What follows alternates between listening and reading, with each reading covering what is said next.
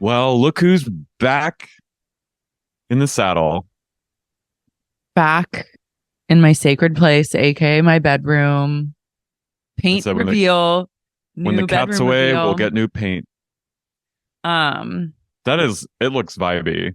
It's a vibe in here. I was like a little bit worried because the tone of the paint was slightly more neutral, and I think came out like a little pinker than I had planned. I wasn't planning on necessarily like a pink bedroom, but I do have to say it's very womb-like in here.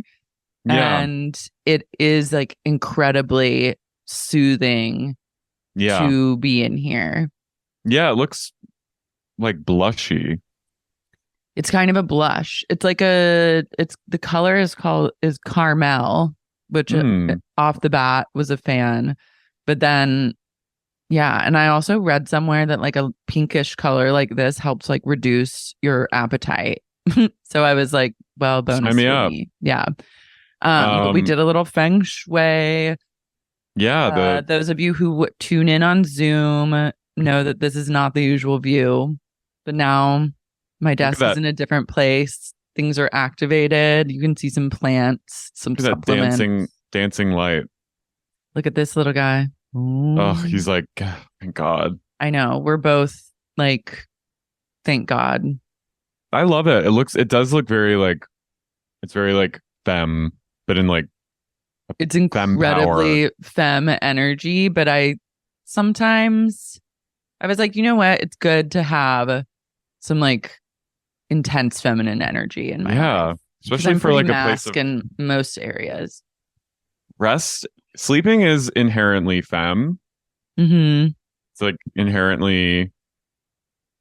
So I think a place of rest should be free of like toxic masculinity. Yeah, it's vaginal in here. It is. These are like the inner walls of the vagina. Mm-hmm. Mm-hmm. It's labial. It's a labia zone. It's a labial space, and I'm not liminal not space. Mad at it. Labial. Mm-hmm.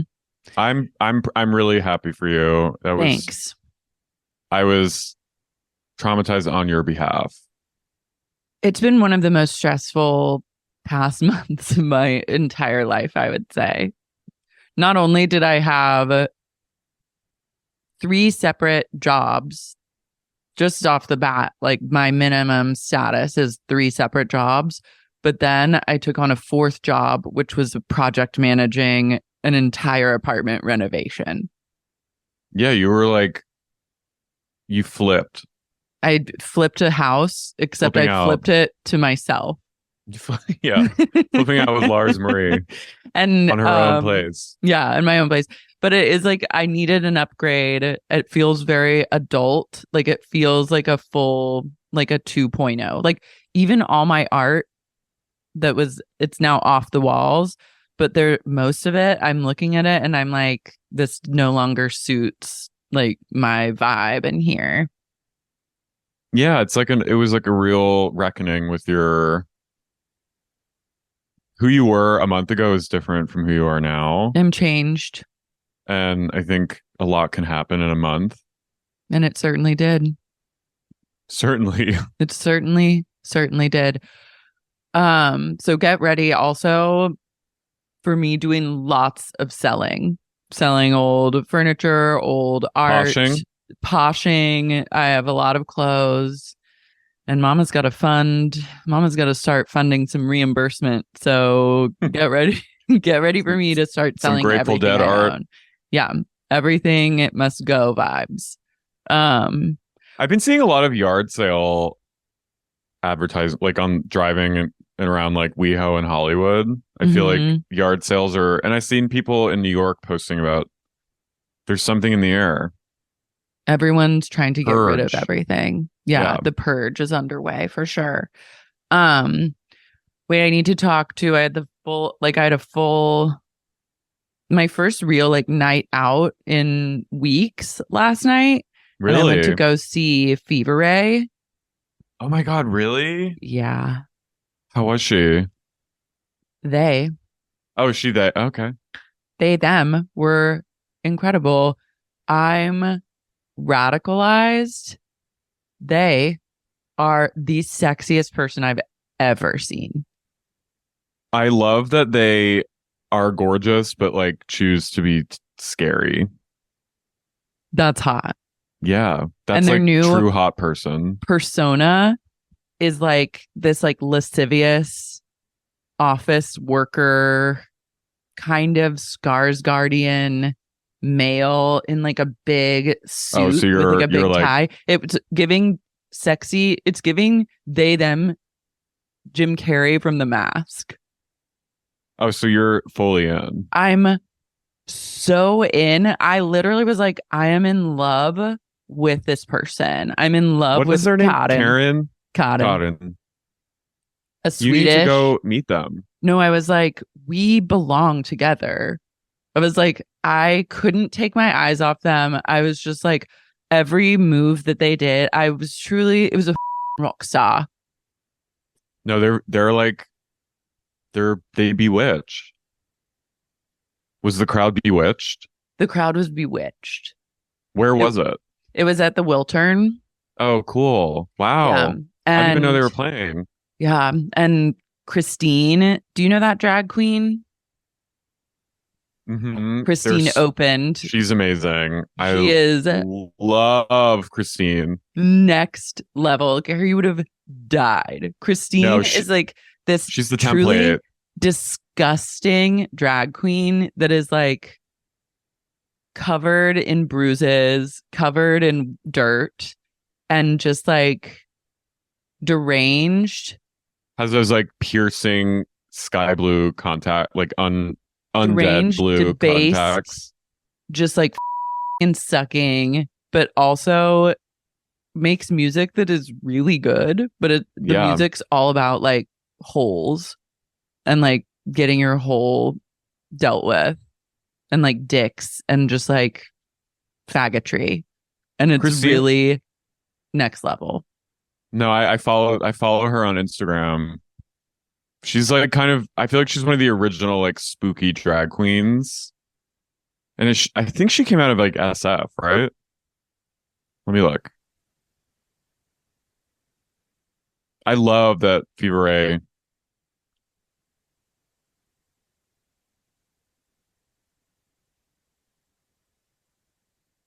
Christine did not disappoint. And I had never seen her outside of just like watching on YouTube or following on socials. So I didn't know what I was getting Oh, they're into. from Austin. Yeah.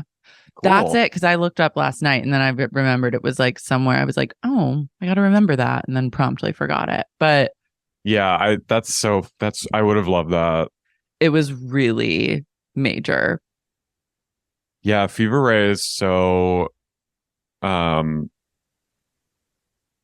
they've just been doing their own thing for like they're huge in like a very niche way. Mm-hmm. And I still one of my favorite pop culture moments ever is when I think they won the award for like Euro, like the Euro Grammy equivalent, whatever that is. And they came on the stage and it was actually, I think Gaga definitely like lifted this look from them, but they were wearing sort of that like papal, like red tall hat with like a veil. Oh. And they had like dripping flesh prosthetic. And when they accepted the award, they just went, for like 30 seconds. And then everyone, like, no one knew what to do. And everyone just started like going crazy. And I was like, that's a rock star doll. That's rock star. That's There's no more rock stars anymore, except when Fever Ray's in the building. And that is a rock star.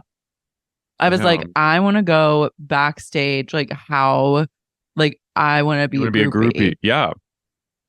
Well, make it happen. And just like the movements, like, just, it was really disgustingly masculine, but then coming from like a feminine body. Mm-hmm.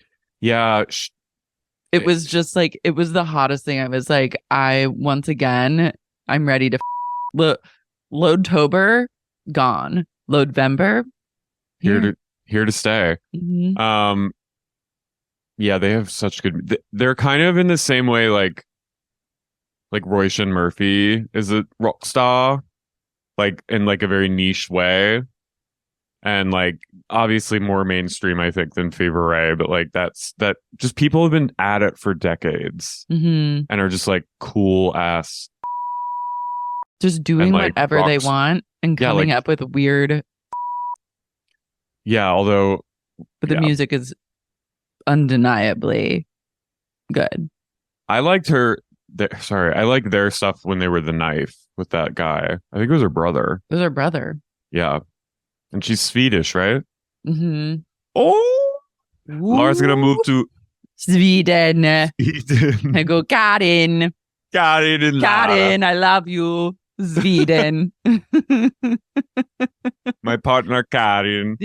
I'm Lara, and this is my partner Karin. And that's how I talk. I just immediately take on like a weird Swedish Euro. We accent. come to visit you after a year of you living there, and you're like, I go, Kari. Welcome. Willkommen. I go, Karin, we'll be so happy to see you. I'd be like, like, what the that's great. I'm glad you had a night out amidst. I needed like an exorcism, and I was like, I need to be exorcised, and these are the people to do it. And an exorcism indeed occurred. Wait, so there's a new restaurant opening in Philly called Sin Steak Italian Nightlife. That is in so Northern up Liberties, my alley. where we got those cryotherapy. That was more Fishtown, but it's like sort of in North Philly area. We need to book a Philly show tonight. I know. We need to like go to I'm ready to announce a Philly show tomorrow so that we can go to Sin and write it off. It's at the Piazza. Lara, we went to the Piazza. I love a steakhouse.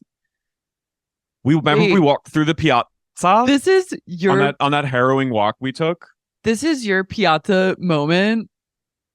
Sin. This is what it all was leading up to. You incepted Sin before it was even a thing. For those of you who don't know what we're talking about, Carey was like, we have to go on a walking tour of Philly. I'm taking you to the Piazza. You're going to be so excited. I can't wait. And then we walked and walked and walked and walked into like an empty courtyard that was such a letdown. I was like, who is this man who took me on this walk? But now I realize that you were taking me to Sin. I was taking you to Sin. It was just a year before Sin was going to open. The Piazza. So Northern Liberties is like for anyone who doesn't know, it's like sort of the like very gentrified like Williamsburg area in Philadelphia. And there's a piazza that has all these like apartments and condos, and it's like very cheesy and like, but they have all these restaurants and bars, and like I've been out there a million times. So this is like in the heart of like, anywhere that's called Piazza. But the last time we were in Philly, like what, like March of 2020? No, June of 2022. Or no, yeah. We were right there in the summer. Yeah. And so it was still like weird kind of post-COVID times, I think. The Piazza wasn't fully thriving the way that a Piazza should be. So it's called it's better. This isn't Sex Unique Restaurant. This is Sexy Steak Italian Nightlife. Steak Italian Nightlife. The owner is a fixture on the Center City, South Jersey Shore nightlife and social circuits. Oh my God, he got into hospitality and he was tending bar at such a place. Listen to these. This is like so Philly. Chickies and Pete's, The Greenhouse, Memories in Margate, Del Frisco's. Wow. We got to get there. Yeah, we have to. I want a nice steak. We need to collab with them on like a big, sexy, unique party the next time we go to Philly. Steak. Big steak party. Steak. Italian. Steak. Italian nightlife. So anyone in Philly who has boots on the ground at the Piazza, Give us a little like early whenever it opens. Get yourselves to Sin now and order A sirloin. New York strip. No, filet. no. Carey, you are banned from ever ordering sirloin again. I know. That was you always such a think that mistake. you want sirloin. And I'm here bad. to really tell you with love and light, you want filet. I want a filet. I had one Or good sirloin once in my life, and There's I think no it's such like thing. I did with like sautéed mushrooms. I had it once, and then it forever ruined me because now I just expect everywhere, and there and behold, it's the worst. Sirloin? Every time I have it, it's the most disappointing thing, and it's a disgusting. You don't want sirloin. No. My bachelor party dinner, I got a sirloin, and everyone was like, he got like chopped sirloin and mushrooms, and everyone was like, they wanted to be supportive friends because it was your night to shine. So no one was going to be like, no, and intervene. But in my head, I was like, he's making the mistake of his life. And then sure enough, the slop came. It was horrific. It was like cow. It was truly cow massacre. Food. It was what they like cannibalized. I wouldn't even have fed Tony that. No, it was bad. It was so bad. And truly, no shade to sirloin lovers that listen to this podcast, but you're sick for that. Sirloin's disgusting. It really is the most horrific It really thing. is only allowed to be in like a stew. That's the only acceptable. Beef stroganoff. You are not allowed to ever order sirloin. I bookended COVID with a you started COVID with sirloin and you ended with sirloin. I also just called it Coven. Speaking of unholy, USA Today has hired a full-time Taylor Swift reporter. Honestly, smart. Well, yeah, but it's like the guy is like he's a gay Swiftie, and he's like completely obsessed with Taylor. So it's just gonna be like she's fascist. Report her every move. Yeah, she's incredible. She knows it's truly like propaganda. Well, USA Today is also like, we're desperate for clicks, so we're going to do what it takes. And they're like, if this will get people reading our newspaper, who I truly don't know who reads USA Today. Like, I never even think of it, and then I remember that it exists. Like, who reads that? It's like a fake newspaper. It's always seemed like a really fake newspaper, but now it actually seems more legitimate that they hired this person, so it's working. The lady Swifties are very upset that a male was chosen. Really? They're like, this gay. Well, the ladies, they're like, kill this him. Gay needs to be. Yeah, they're gonna chase. Everyone's all gay rights until they become USA a Swiftie. Today. Hires the USA Today hires a gay reporter about Taylor Swift, and then everyone once gay's dead. Mm-hmm. Oh, I'm sure he's getting death threats. The DMs that he's probably getting. Listen, faggot. I'll kill you and your whole family. Hey, cocksucker. Hey, cocksucker.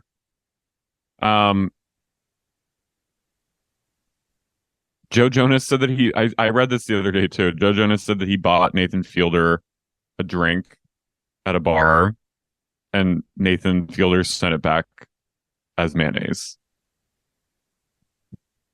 in return. Oh, he sent him mayonnaise. He like bought him a drink, like, I'm a fan of yours. Like he sent, and then Nathan sent him mayonnaise. That's really I need him to reboot Nathan for You. I know. I'm a little like, I'm excited though for his show with Emma Stone. Oh, The Curse? Yeah, me too. Mm-hmm. That looks really good. I'm a little like this Jonas. I was too old for the Jonas Brothers. Me too. I don't care about any of the Jonases. I really don't. Me neither. They're like cute. I think I remember when Joe's hot. So yeah, Joe's hot, and Nick is hot. Yeah. The other brother isn't hot, but like I remember being at like the Pulse Memorial like a day after the Pulse shooting in Stonewall, like in Christopher Street, and like Nick Jonas was speaking. And I remember we were all like, oh, that was when he was really courting the gays. Oh yeah, but they were like, now we're gonna hear from someone that everyone wants to hear right now. Mm-hmm. Nick Jonas. And Nick you Jonas. could feel even the gays at that point. Like we have the bar is low for like who will thirst in the most like desperate of times. But like even we were all like, what? I'm obsessed with that. So I've always just been kind of like, and then the Priyanka Nick Jonas wedding, like that fakery. I know that quackery, but like that government style year-long campaign where it was just wedding after wedding and the blitz of a century, like a year's worth of wedding content. And then the Sophie Turner, like I just don't care. I don't care. Yeah, like I like this either. I like when he gets mayonnaise sent to him. But like other than that, like I don't give a about him and Sophie Turner. I didn't realize I can't access it. I don't see the Jonases. I'm sorry. It's not for me. And I accept that. Though I did randomly with like Kevin Jonas and his wife's reality show. I like watched it for a while. And I was cute. like, God, these people are really like this life Trad. is wild to me. They're like trad North Jersey people. Yeah, but he also reads as very gay. He's gay coded. I remember he has like gay face. I mean, he's he's cute. more gay than Nick. And Nick was the one they were trying to sell as like, fellas, he might be. But yeah, the Jonas, it never ends.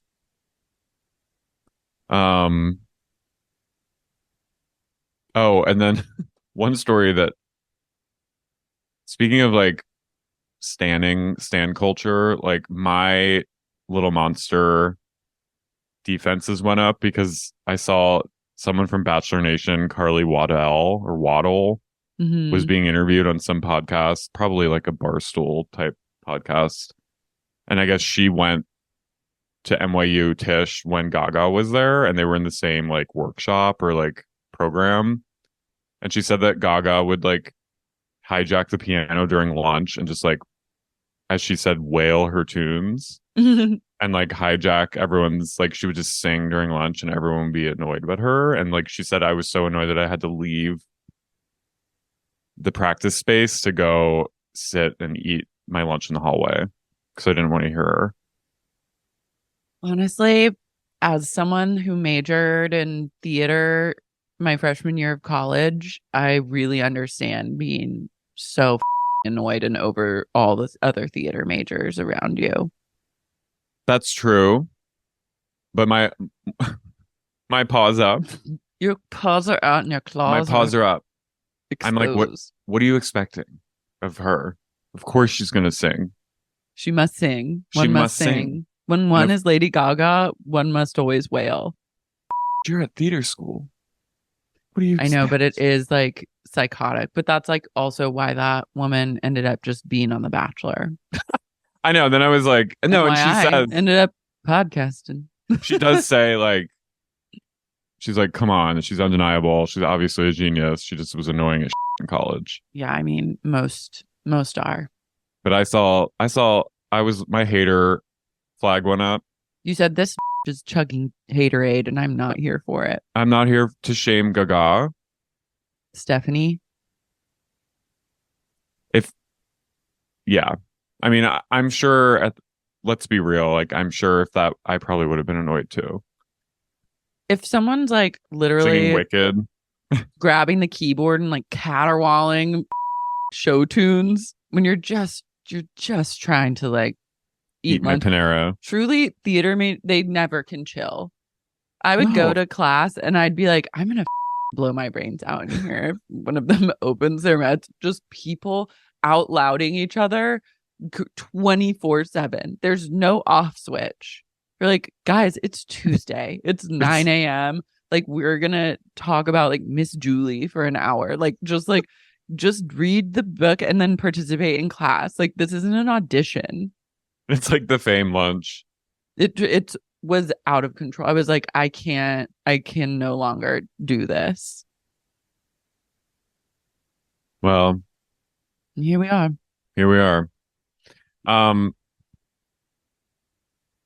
What else should we discuss? We could get into this episode. Yeah, let's get into it. It's a long ass episode. It was long. It was a surprising one. Just when you think that an episode's going to be a standard 44 minutes with RHOSLC, no. Bravo loves to say this one's 54. So this is like post LD and Monica. Wait, hold on. Oh, I'm Carey. I'm Lara. And you're listening to Sexy Unique Theater Sirloin. School. Salty Utah Queens. Monica goes to meet Angie K at like a very frou-frou flower wall Insta-friendly bakery. That's a to-go place for me. You order to go and leave. But those no sit in the pinky. Those macaroons did look good though. Yeah, I will heavily with like a pastry shop, but I can't do like a hot pink. Monica goes, you should put one of these walls in your house. Then you'll have a content wall. I was like, shut your whore mouth. I'm so done with Me too. Done with Monica. Me too. I'm done with her. She is so yappy and so annoying. And I honestly stand with Lisa when she goes, no one wants to be your mother, it sounds like. Angie is like, to me in this moment, I'm like, she is Christ. She is Greek Christ. Like, I am like converting.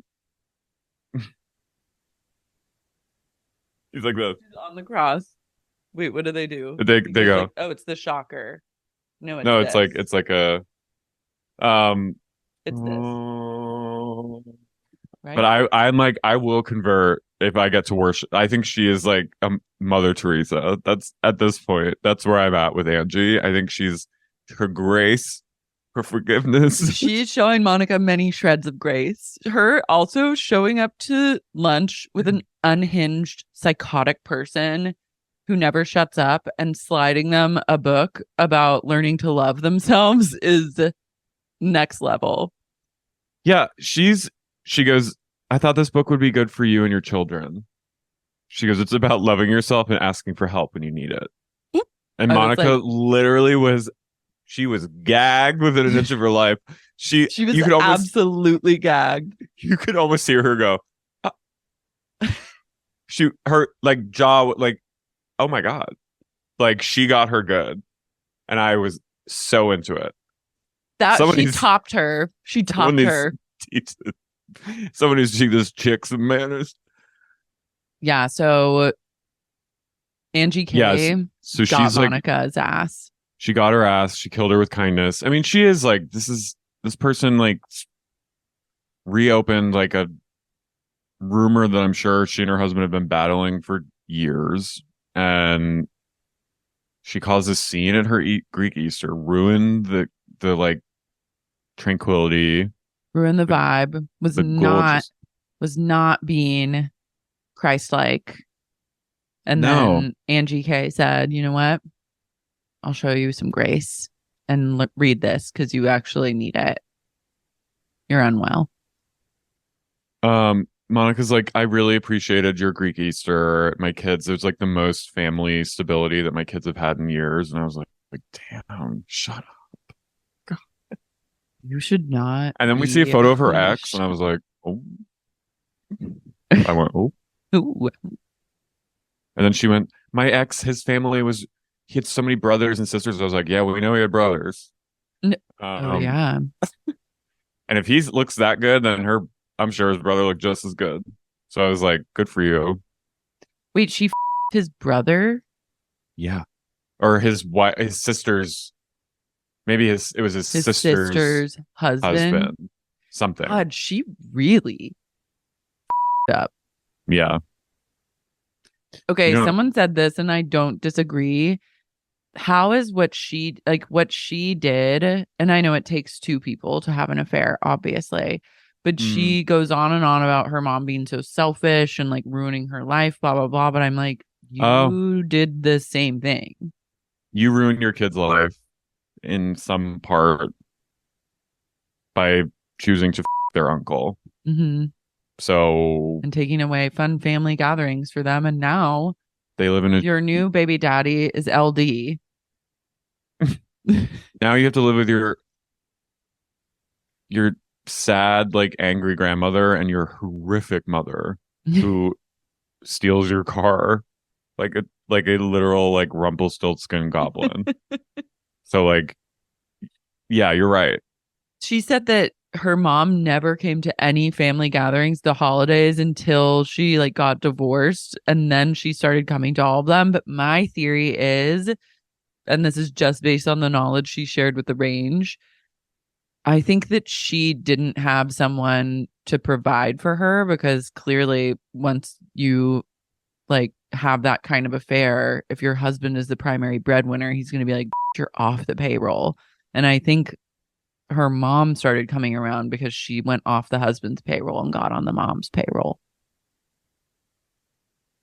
That's my theory, knowing absolutely nothing and just having to guess. Yeah, I mean, I believe Monica when she talks about her mom. Yeah, I believe it's a very abusive relationship. No, I'm just saying, like, but I think there's some like, I think she's getting something fiscally out of it, which is why she's engaging. Because otherwise you'd just be like, this is so crazy. Like, I'm not going to have her around. I don't care. Like, I'll literally go work at McDonald's. yeah, I think she's definitely like her kids are being, it's really like, and at the end of the day, it's the kids that are that eldest daughter. Yeah. And like, she's seen things. Mm-hmm. It's horrible. And I'm sure his family like turned their back on the girls too, which sucks. I hope not. Well, these Mormons apparently are pretty. Oh my God. Yeah. And they're Mormon on top. Yeah, they're Mormon. Fuck. So I'm like, I feel like they've been. I feel like the way they handle that is very. I mean, correct me if I'm wrong, Mormon listeners or like former Mormon listeners, but like huge Mormon audience. It seems like. Well, one time at a show, I started making fun of one, and someone was like, "Well, I'm a Mormon," and I went, "Oh." So I need to be careful, but it seems like the way they treat out like people who are excommunicated is very like Scientology SP. Mm-hmm. Like you're suppressed. So I'm sure. Yeah. So Angie didn't even mention the Sean of it all at this meeting. It was like gorgeous implied. Lady. She's like, you're just so unhinged. Let's focus on you, and I forgive you. And she says her mom was an alcoholic who died when Angie was 8. So I was like, damn. So she's like, I had a crazy mom too. They have mom trauma and they bond over that. Lisa Barlow brings tiki torches to Wild Roses. She's helping her plan Bobby's Hawaiian themed 13th birthday at a roller rink. Whenever I see tiki torches now, I only think of like white supremacists. Yeah, they're forever just like a painted. Nazi thing to me. Yeah, they ruined. And they're like lightly insurrection coded too, even though I don't think there were any like tiki torches at the insurrection. It's related. But then I started thinking, like, what if Lisa was organizing the insurrection? And then I was like really imagining her being like, we're going to storm the Capitol. We're going to march. We're going to march right into the Capitol. Take back I love the vote. that. She goes, get that Pence sign of him hanging. Bring that over here. I love that. Yeah, they really have ruined tiki torches because I loved tiki torches as a child. Tiki torch. I thought there's nothing more festive. Now when I see them, my stomach flips. Like no, I'm literally like someone's going to die tonight. And it shouldn't be like that, but it is. But you can soothe yourself by just imagining Lisa Barlow at the insurrection. Wait, did you see Teddy Mellencamp and Vuki apparently like had beef because of the podcast that Teddy does with Tamara? And Vuki was like, you made a joke about where was I on the January 6th insurrection? And I have to say that I was in my condo in Puerto Vallarta and I have proof. I was like, she fucking dressed Teddy down and told her a thing or two. And Team Vicky for life. God, Teddy cannot even land a joke. No, you, Teddy. How dare you come for Vuki like that? But I love Vuki going, and I have proof. And I have proof. It's like, okay, we believe you. No one actually thinks you were there, but like, that makes me think that maybe she was planning on going. She probably texted some people that were there. Are you there? What's it like? Send pics. And she sent a selfie of her. Oh, are you all right? She got a selfie of someone like in Pelosi's office, like a couple of her girlfriends, and then she texted a picture of her in Puerto Vallarta, and that's her proof. You just have to ask one of the insurrectionists that was there to see their phone. Whitney has a jewelry line. I totally forgot that she has a jewelry line called Prism. I still don't believe that it's real. I still don't believe that. No, I know. Even when we saw it and we like are seeing this happening, I'm like, this doesn't exist actually. Prism. But that's how much like her plotline is so like murky to me. Is like I just don't even like remember this stuff. I think this is the first time we've ever heard of Prism. She mentioned it last episode, I think. Prism. But Prism, thank you so much for all your help, Lisa. I have a lot going on. Can you believe? She's planning Bobby's birthday. Barlow goes, oh my God, think of all the things that Bobby can do now that she's 13. And I was like, what?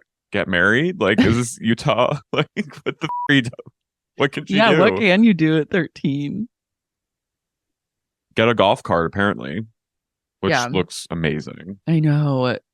That's the one good thing about like little suburban enclaves is like golf cart vibes. Yeah, I was kind of like, I was imagining myself as a kid living in that development that Whitney lives in with like the little creek in the background. Like just driving around the cul-de-sacs in your golf cart looks really fun. You know what really bothers me about her development, and I finally realized when I was watching this episode, is that it looks like the housing development from Poltergeist. Oh my God, it does. Like it's so poltergeist coded. Yeah, it's eerie. It's definitely like a true crime. Like I feel like that little like man-made pond behind all the houses is like where you'd find like a body of a child or something. Also, just like Utah in general, I feel like there's probably like deep spirits like lurking. I mean, it was like forged in like racist ass manifest destiny for pioneer. Like it's like very, there's like indigenous spirits ready to wreak havoc, and so they should. Mary is not invited to Bobby's birthday, which I'm like, that's a great call.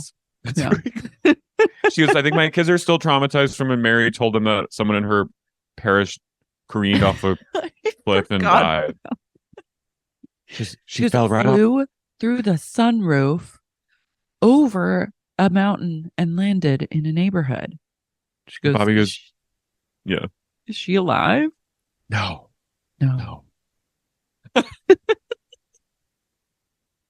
Then they start talking about Monica, and Lisa says that Monica is basically like disingenuous, and Whitney is talking about like Monica's claims of abuse at the hands of LD, and Lisa goes, oh, I love when things are conveniently abusive. I was she like, basically says real for this. She also goes, I don't feel bad. I feel like she brought it on herself. It's like Lisa is proudly sipping Diet Coke and saying what she has to say. And I was like, blaming with no shame. With absolutely no, not even like, I'm sorry, but just being like, this is how it is, and does not care how it sounds. And I was like, go off. Whitney's jaw dropped, and she goes, Lisa, sometimes you can. She goes, I think she's embellishing these things. How do we know? We don't know. And then she goes, you can't always recognize when someone is being abused, Lisa.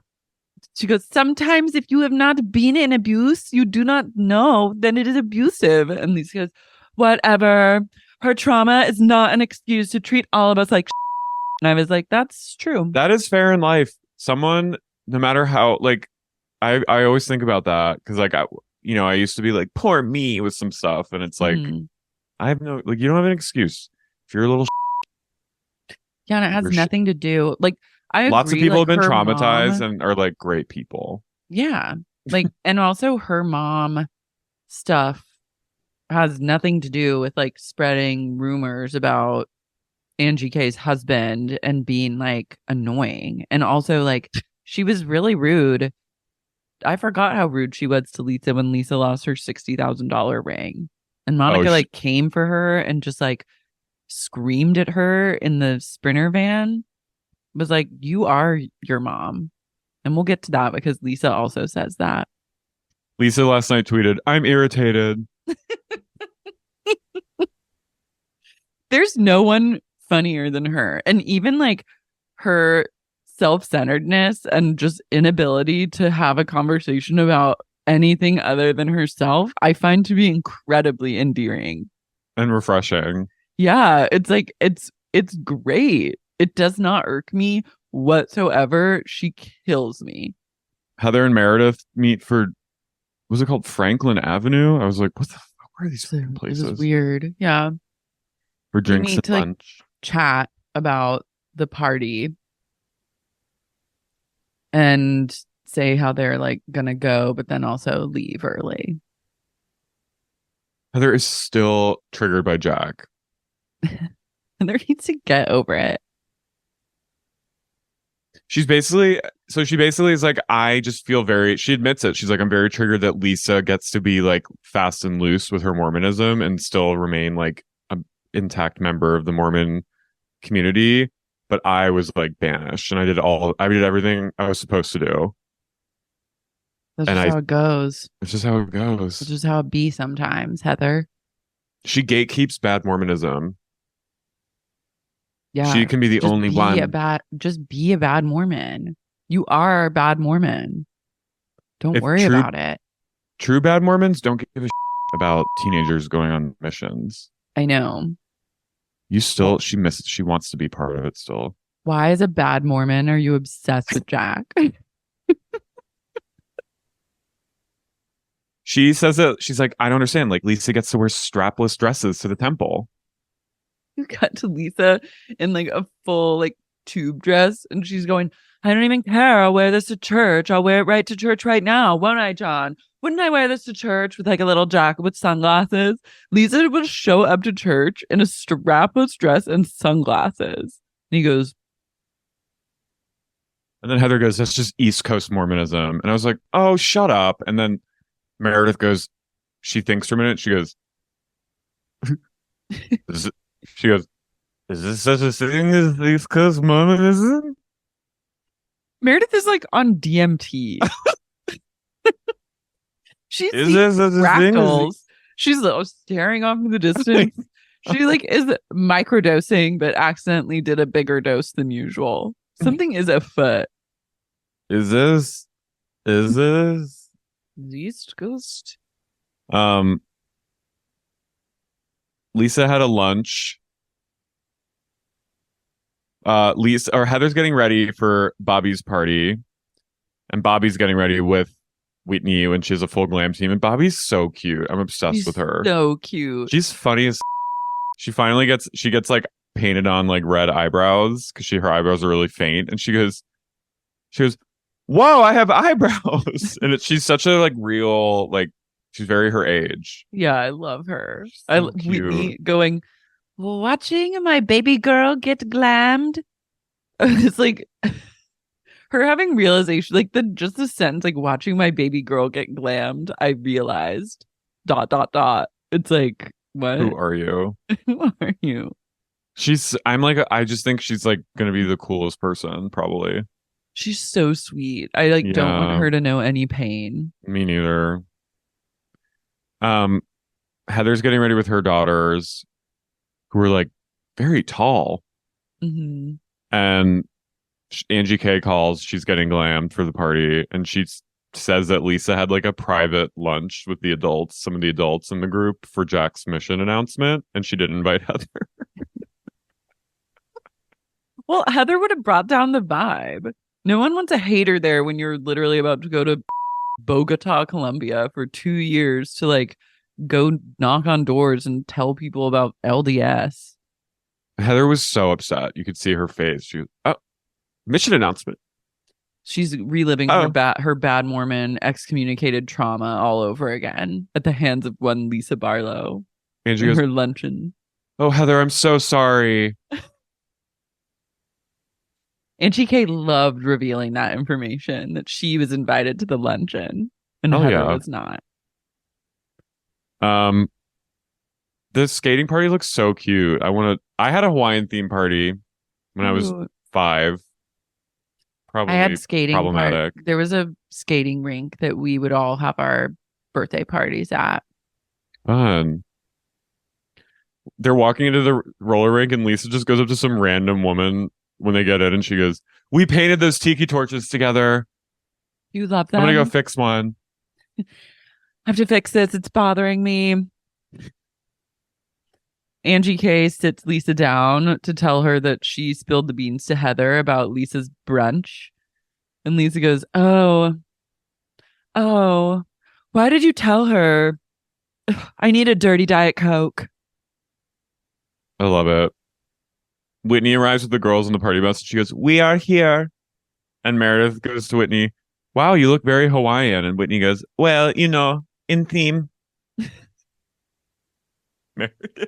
Is this a lure? What is it? I've been to the Big Island. I've been to... Wow. Choose Mahalo.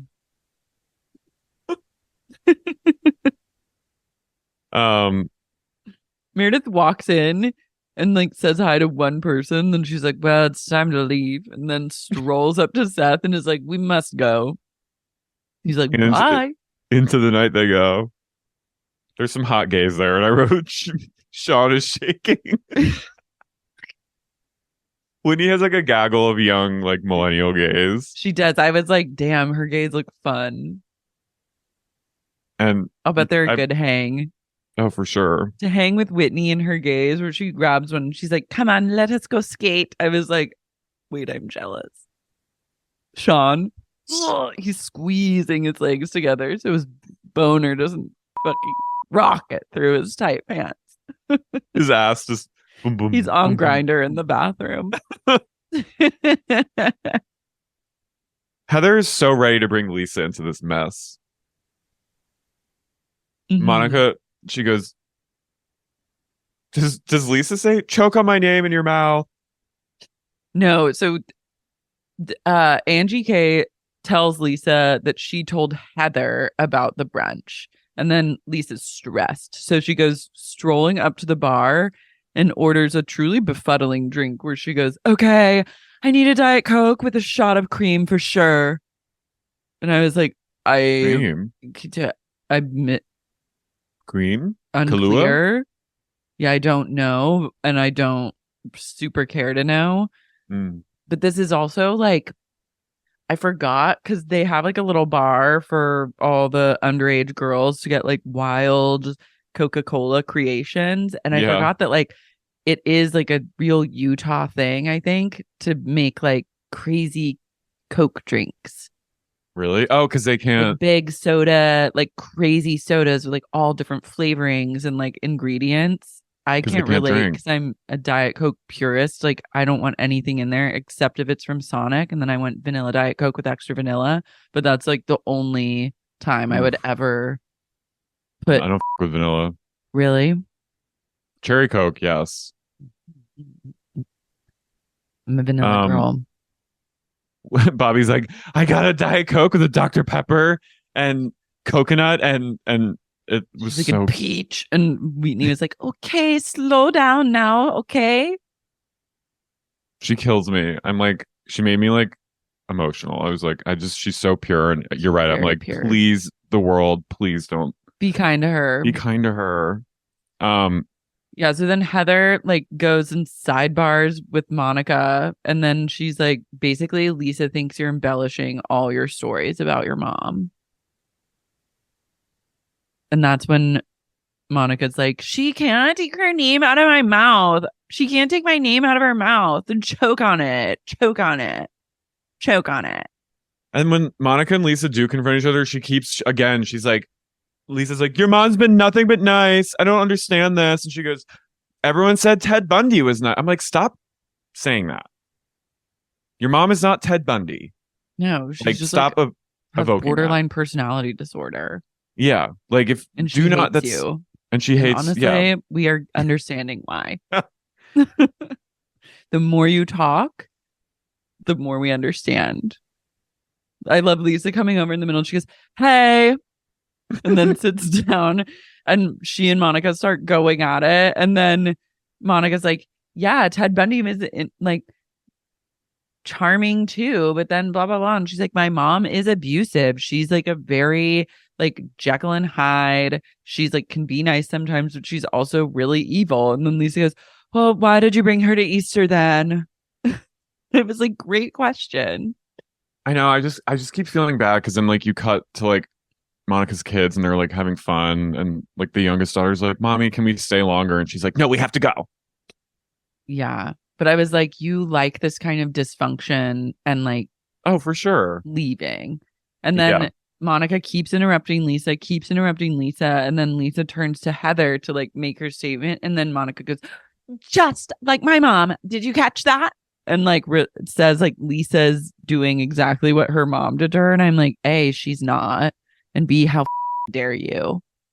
Yeah. Have some Also, I'm like, respect. Monica, you really need more therapy because you're You're seeing your turning mother. everyone into your mom. And that's Yeah. a you thing.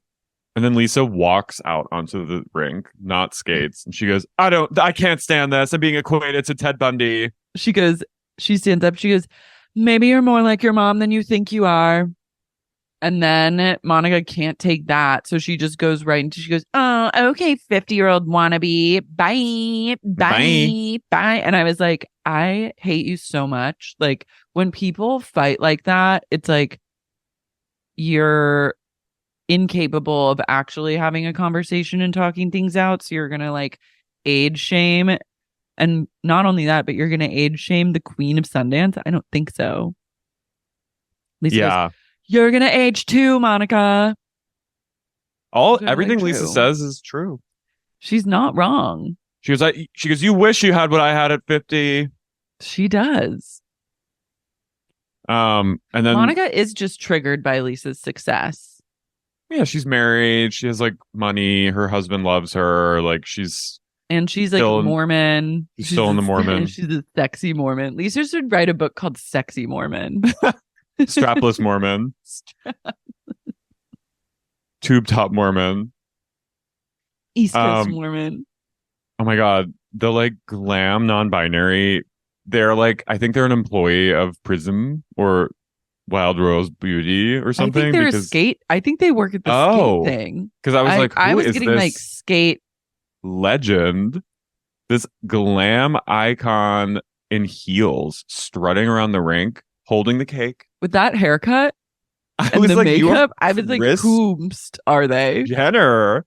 Who is that? I was like, It was more like of a this Kris Jenner, but person. it was also like I've seen some like gays at raves with that kind of haircut. Like it was It's like almost like a Caesar, but then also a mullet somehow.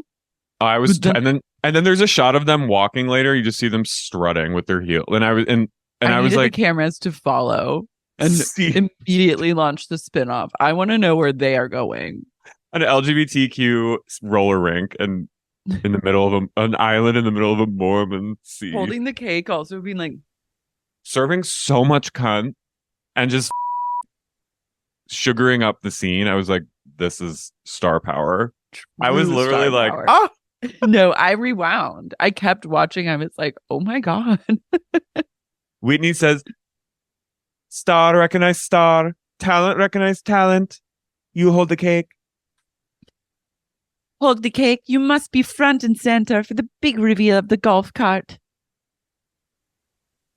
It was Then Mage. what? It was Mage, the golf cart reveal. Yeah. So Bobby gets a golf cart. It also just like cuts so rude, cuts to Monica's daughters like seeing Bobby get the golf cart. And I was The like, golf cart. the golf cart. Yeah, And I was that was like, dark. you're not gonna get a golf cart for years. And then Heather goes and talks to Jack with Lisa. And the way she's like, "Jack, congrats. I heard you're going to Colombia." And he's like, "Yeah, going to Bogota." She's like, wow, you're gonna be great. And I'm like, are you like flirting with him? Jack hates his mom. It's really sad. I know, it's awful. He's so disingenuous. He's like, all right, cool. I'm gonna go now. See you guys. Like, he could not want to be there any less. I know. Have some respect. Some goddamn respect. Lisa goes, look, I didn't mean to exclude you. Like, listen, I'm respectful of your journey. Like, and you're on a journey and I love your journey for you. But like, I didn't want to have you at the brunch. It was talking about his mission and what he's doing. And then Lisa's like, I'm not, or Heather's like, I'm not on a journey.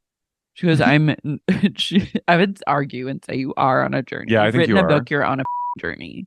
When one writes a book, one They're on a embarks journey. on a journey. And she's like, it just sucks because you're like, you're not a Mormon. Like you're not a Mormon. And Lisa goes, I'm 100% Mormon. Heather, I'm 100% Mormon. That's why my kid's serving the Lord. She got her ass. But the way she's like laughing is also like she knows that that's true. She's like a Long Island, New York girl. Like, she's not Mormon. She's a native New Yorker. Yeah. In the truest sense. She is lips. No one opens the door. Whenever Lisa walks through Salt Lake City here, you're a native New Yorker. I love that. Heather, I'm 100% Mormon.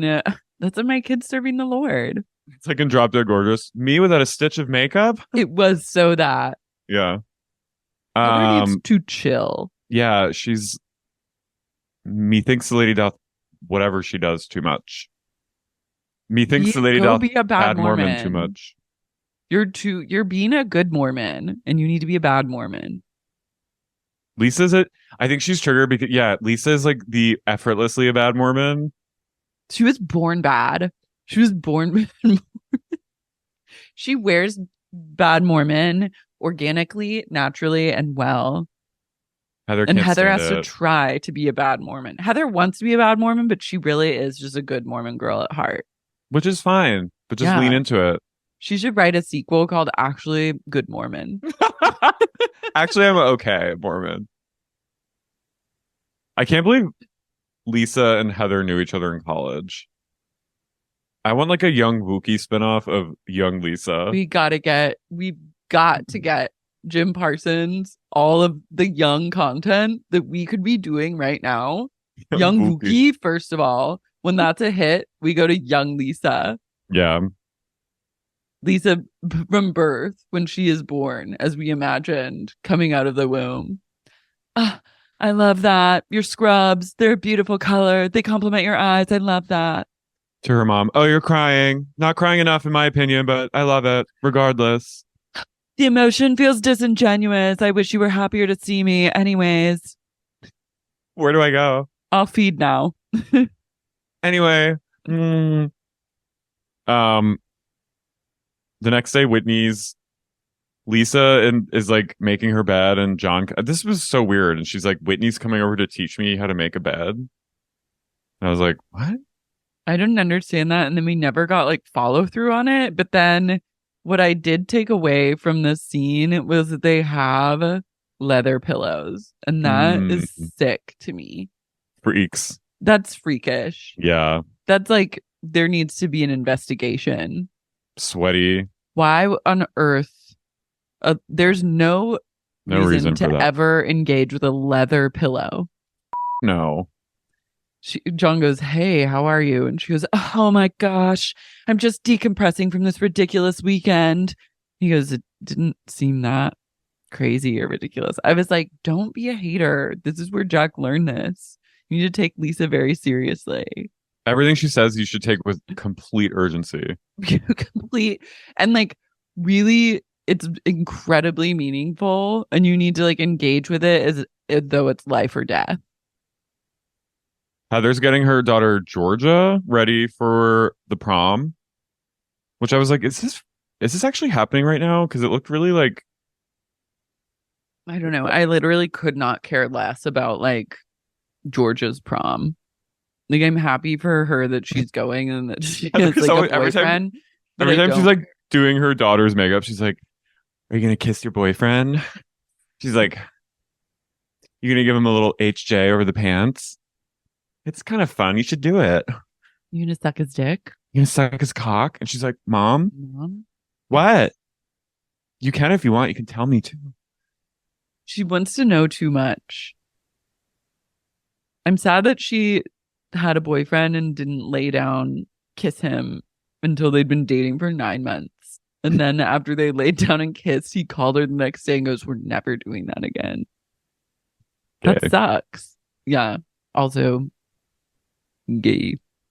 Speaking of gay, did you see the only time I've ever seen John Barlow be truly happy was when he was roller skating and holding hands with a man. With Justin. I was into it. Them. Wait, also Justin was hot when he was younger. Oh, so hot. Also Whitney's I understand lips. now like why Whitney spooked him. Yeah, he was sexy. Long ago. I thought he just always looked like Justin. I was like, no comprende. But then saw Whitney looks so different. I didn't even was she in the picture? Yeah. It was her and Justin holding Bobby at age 1. I literally didn't even know that was her. I don't even know. I was just like, oh, that's Justin and some woman. Yeah, because she looked nothing like she does now. Not like the wild rose we know today? No. Wow. So the day of the prison party's here, and it's being held at some restaurant. And Lisa walks in first, and she goes, someone holds the door for her, and she goes, "Hi, Jennifer. Thank you so much. Oh my God, Whitney. Love to see you. Oh my God." So basically no one's coming except Angie, Monica, and Lisa. Heather has the prom. Meredith is like doing... She has her jewelry. has her journey that she's on. And Jen Shaw's in jail. Meredith's off like licking poisonous toads. She's off doing frog venom ceremonies. Tripping balls somewhere. Angie and Lisa talk about Monica. And Angie's just like... There was so much going on. It was hard for me to take notes in this scene. I couldn't take a single note. Basically, Angie and Lisa start talking about Monica, and Angie's trying to kind of like calm Lisa down and be like, we have to like approach her with kid gloves. Like she's a child of an abusive parent. Like she's going through something. Let's try to understand her. I've given her grace. I should be the one that's mad at her most of everyone. And I'm showing her grace. And Lisa goes, "Let me finish, Ange. Let me finish. Ange, don't touch me. Let me finish." This is where young Lisa, middle child, comes in. Sarah, plain and tall. Lisa, middle and short. Middle and talkative. She is most talkative. And then Monica Lisa comes in involved. Talking and never stops talking. No, not for the... It's like I think it was a show so shocking for the editors that they're like, we have to leave this all in. It was like a full in real time fight. It was. And Monica is just like, she's like, you really are my mom, Lisa. And she goes, "Monica, chill the out. Not that deep. It's not that deep. It's not that deep. Trust. From what I've seen," she's like, I love her also just doubling down. I mean, like, your mom was lovely. Your mom was gorgeous and lovely to be around. And what I saw was you being very rude to her. And then Whitney takes to the center and the front and like thanks everyone. And while she's talking, she's prattling on for like hours about prison and jewelry. Lisa and Monica are engaging in like full on verbal warfare. And at one point, Lisa takes out her giant Louis and she's just rummaging through it.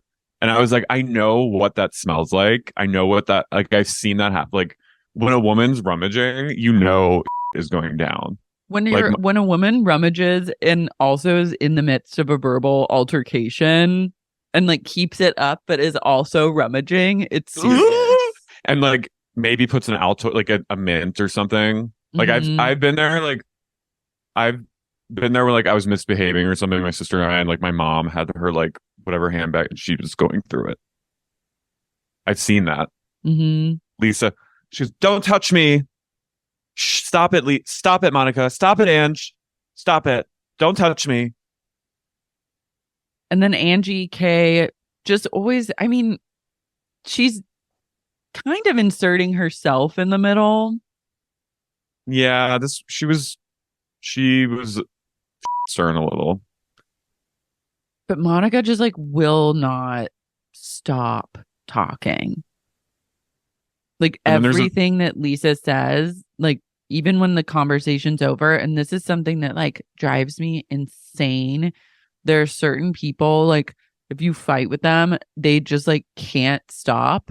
Like you're like, okay, I'm done having this conversation. Like that's enough. Like I'm done. Yeah. And then they're like, me, or like they have to say something else. And then I have to say something else because you can't just like let them talk again. You have to let them know that you're done. And then the fight just keeps going. Monica just keeps kind of laughing. And at one point, Whitney goes, okay, so we are going, this is the brilliant designer of the jewelry line. And this is a spiritualist healer. And she's going to lead us now in a sound bath. And then like you cut to all these women, huge crowd of the whole restaurant's filled to the brim with women. And then Whitney in the front like this, and then the woman standing like full on like turn of the century spiritualism. Playing the bowls. And then at one point Monica rolls her eyes and Lisa just looks at her and she stares at her and she takes a beat and she goes, Monica, you're being ridiculous. And they're fully fighting while the sound bath is happening, and Whitney just keeps peeping over. And at one point Whitney, because she goes, Lisa Barlow, shh. And then Lisa goes, you're being ridiculous. You're being ridiculous, Monica. She goes, stop talking to me. I'm trying to listen to the sound bath. Bath. It was very, you can leave. I need like to have an event where I'm speaking about something incredibly serious. And then I want to hear out of nowhere Lisa Barlow going, Monica, stop talking to me. Me. And then Angie goes, Lisa, just stop. You're getting your little jabs in. She goes, I'm not jabbing. She wasn't. Monica was jabbing. Monica finally leaves. And then mid conversation with Lisa, Lisa just leaves. And Angie goes, Lisa. And then all of a sudden, Lisa goes, this is ridiculous.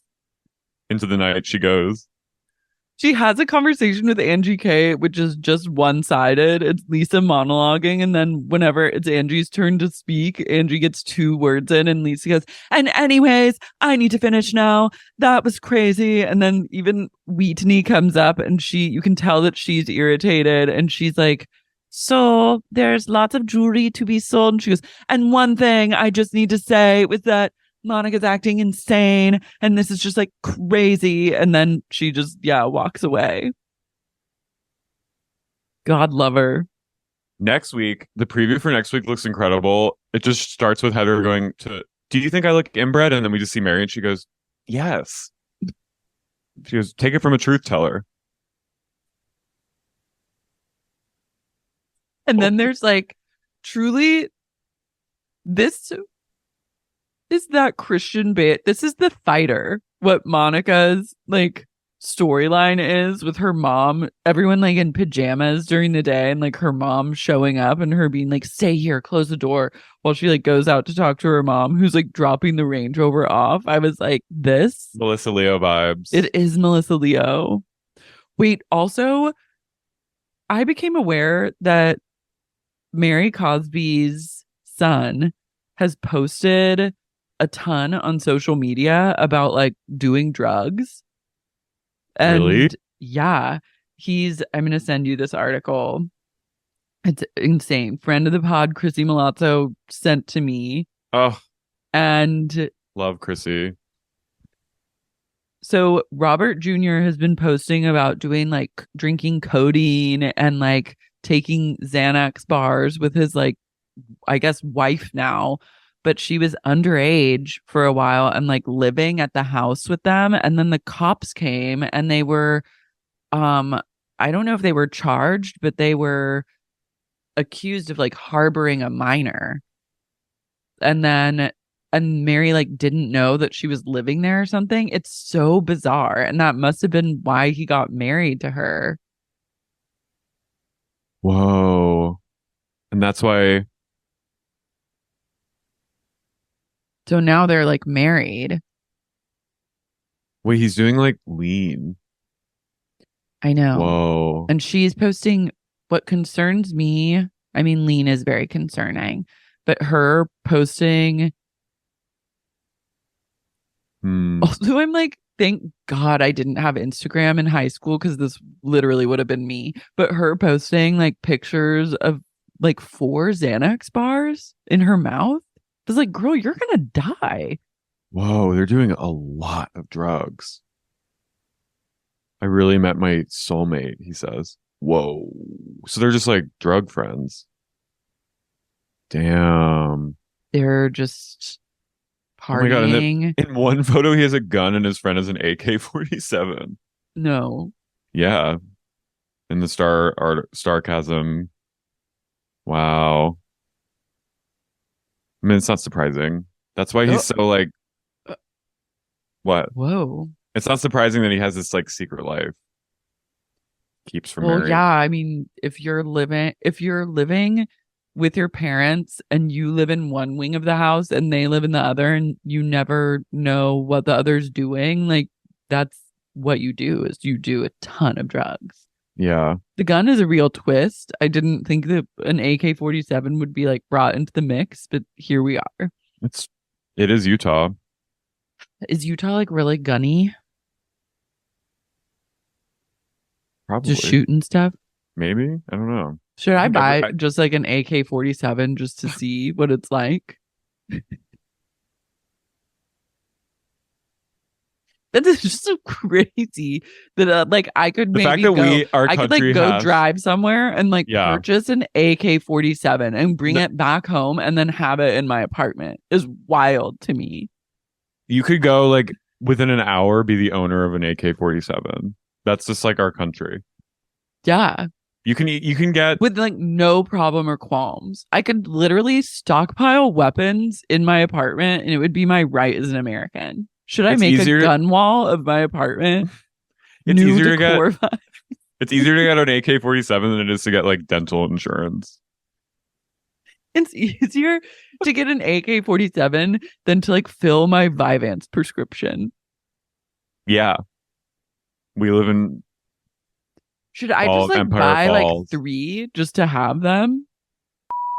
Giggles. Is that what people did? Like, do you finally reach a point where you're like, you know what? It's my right. I'm just gonna get some. Yeah. Damn. Crazy. Always doing mushrooms. This is concerning. He's living. I just hope Mary's definitely they don't overdose. I feel like they're gonna die. You can't be like taking drugs like that. In this day and age, you never know what's laced with fentanyl. Does he work, do you think, or he just chills at their I mean, how much money do you think they have? I don't know, but I guess he has like an allowance. I don't know what the deal is. I don't know if Mary knows. It's like just crazy to me. It's like in Versailles when it was like being lived in, like there were just people living in like parts of the palace and no one knew that they were even there. We could probably move into Mary's house like over the weekend and start podcasting from there. And she wouldn't know. Well, we'll be back. Have we decided if we're doing... Let's watch it and see. We're going to watch and we're going to see. It does seem like a promising episode. Yeah. I do love like a sudden freak out. And we get some EJ from the showman. The showman goes to work. That on this blonde. So we'll see. Colt shout out? Yeah. Yeah. Yeah. Yeah. Yeah. Yeah. God is great. God is watching us. God is throwback. watching from a distance. Ah. God is watching us. God is watching. One day we should shout out all the people whose cards got declined. In but the not cult. today. No, not in the cult. Just like regular. Patreon? Yeah. Mine. Lucy from London. Lucy from London. Brooke Johansson. Brooke Johansson. Brittany. Brittany. Danielle McMillan. McMillan. Lady Swanchwood. Gives no fuck. Malzatov. Malzatov. Mary. Mary. Eliza Twaddle, week 2079. 2079. Maisie McKierney. Maisie McKierney. Mike Earhart. Mike Earhart. Sharon Baum. Realtor. Realtor. Courtney Kesselman. Kesselman. Carrie Whitmer. Whitmer. Owsley. Owsley. Mariah Kay. Kay. Kathy West. West. Rochelle Martino. Rochelle Martino. Kit Moore. Kit Moore. Orlando. Orlando. Nick Sedaris. Sedaris. Emily. Emily. Kim Lucas. Kim Lucas. And Jeffrey Pratama. Pratama. Do we have another cult member now? We have 23 now. Wow. That's my lucky number. Oh. Let's have it stay that way. Let's get to 25. It's a good You're use of listening money. and you want to throw down $50 a month to get a shout out at the end. That's your prerogative and your money and you're in charge of it. And I salute you for making the choice to give it to Sup. Me too. And with that, we bid you adieu. Well, goodbye. Bye.